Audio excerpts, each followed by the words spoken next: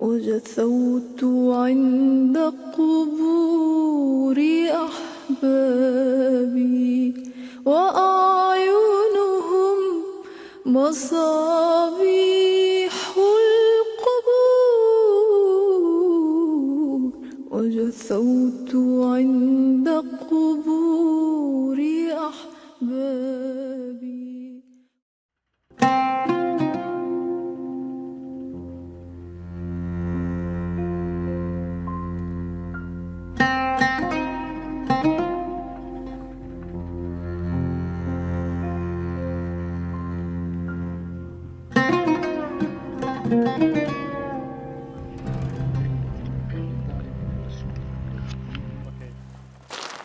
So you have one submunition here with a local marking. It's a pile of stone to warn people. You have one impact here. You can see the crater. You have another submunition here, another one over there.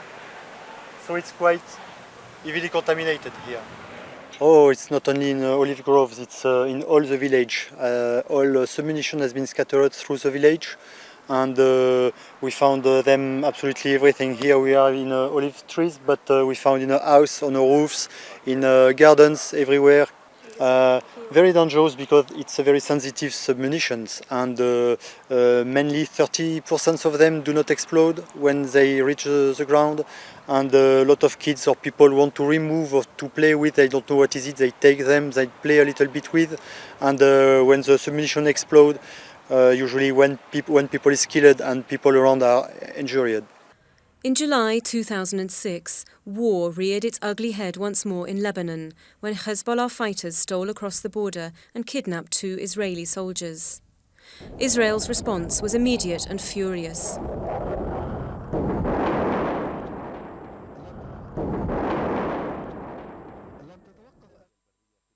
Huge amounts of ordnance were dropped on southern Lebanon, leaving village after village in ruins.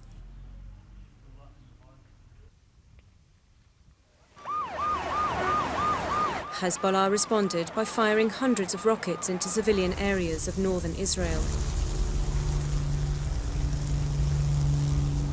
But the cruelest legacy of the conflict was the widespread use of cluster bombs by Israel, an estimated 1 million of which now sit unexploded on the ground, lying in wait for the unsuspecting. 90% of them were dropped in the last 72 hours of the conflict, when the ceasefire was imminent. Children in particular are at risk. Children like 10-year-old Hassan, who had his stomach torn open when a girl he was playing with dropped a cluster bomb at his feet. Lucky to be alive, Hassan now makes it his mission to warn other children about the dangers. لما زتات انفجرت طرق مصرينا لقيتهم بداية صرت اركض الله أكبر ونفسوا مصريين سلموش وعاش سمعت إشي ما لما صار يحكوا بس بعرفش إنه هو صار أول حسن طلعت في الكنبلة مش سمع إشي قد ما صاب وصلوا ضينيه. Since the end of the war, more than 100 civilians have been killed or injured by cluster bombs. Wafa Khatab owns a hair salon in Nabatea, and the shrapnel pockmarks on the mirror are a stark reminder of the day cluster bombs tore her family apart. One day in August, her 11-year-old son, Hadi, stepped on a cluster bomb outside the shop. And when his uncle rushed out to help, he too stepped on a bomb. Both were killed.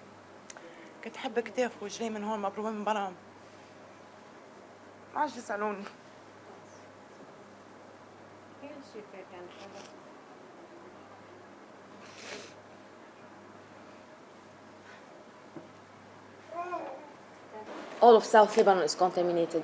There is no such an area that, it's only contaminated by the border or by the Tyre area or south of Litani only, because there's also north of Litani. So basically it's everywhere. Everywhere you go, you'll have some problem with unexploded ordnance, specifically cluster bombs. Each one of these red circles, small circles, they refer to a cluster bomb strike location.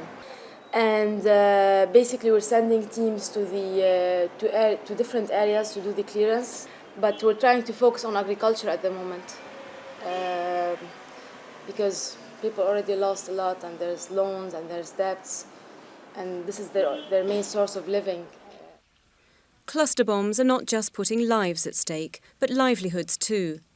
Clearance teams visit affected areas, advising farmers to stay clear of their fields, but they can only clear small areas at a time, leaving farmers with a stark choice. They can play it safe, leave their fields alone and lose a year's work, or take their lives into their own hands and attempt to harvest.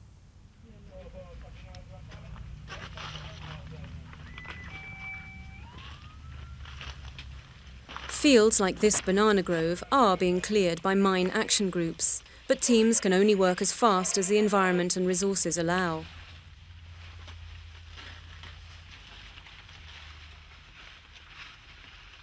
In this thick vegetation, cluster bombs are found buried under piles of dead leaves, and sometimes in the trees themselves.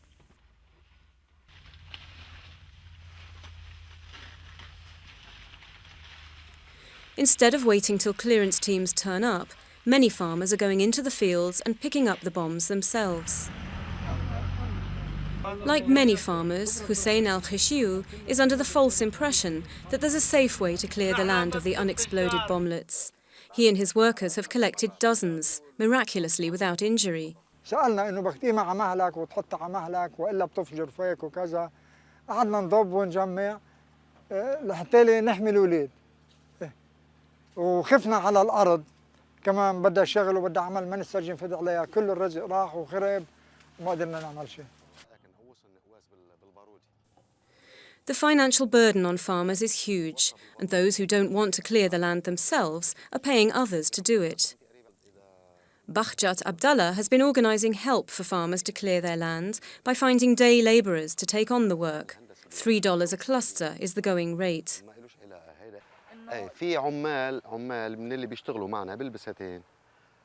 واحد عم بيقول بلا ما تعرضوا حالكم للخطر، في شخص شغلته اختصاصي يعني متفجرات، بنجيب لكم اياه وبيجي بتتفقوا انتوا وياه قديش بده اجار، وهو بينظف الارض من العنقودي، وفعلا جابوا ثاني يوم واجا اتفقنا نحن وياه انه بده على كل قنبله عنقوديه بيشيلها من الارض بفجرها $3.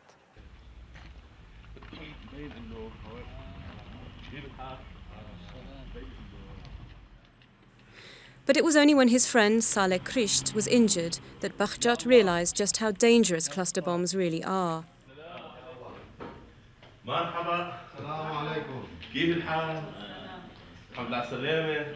Saleh lost 3 toes to a cluster bomb while working in a field of lemons, and if the infection doesn't clear up soon, then he'll lose the leg as well. Saleh and his family no longer dare enter the fields, and they're already feeling the financial strain of a lost harvest. والله في عندي ولدين عم يتعلموا، هلا بدي بطلهم من المدرسة، وواحد عم يتعلم بالمهنية، بدهم يبطلوا يشتغلوا. Efforts to minimise casualties include warning labels on bottles of water distributed by UNICEF. While the Lebanese army and other mine clearance groups are handing out leaflets. Clearance teams are working as fast as they can throughout the south, and each afternoon the hillside farms echo with the frequent thud of detonation as deminers destroy their deadly cache. 2 1 0 تدمير.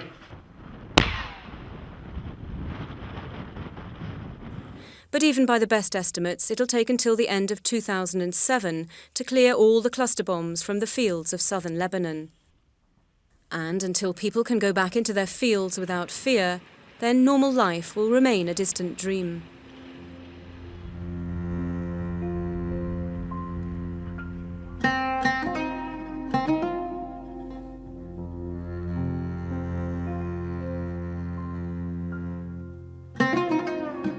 الأرض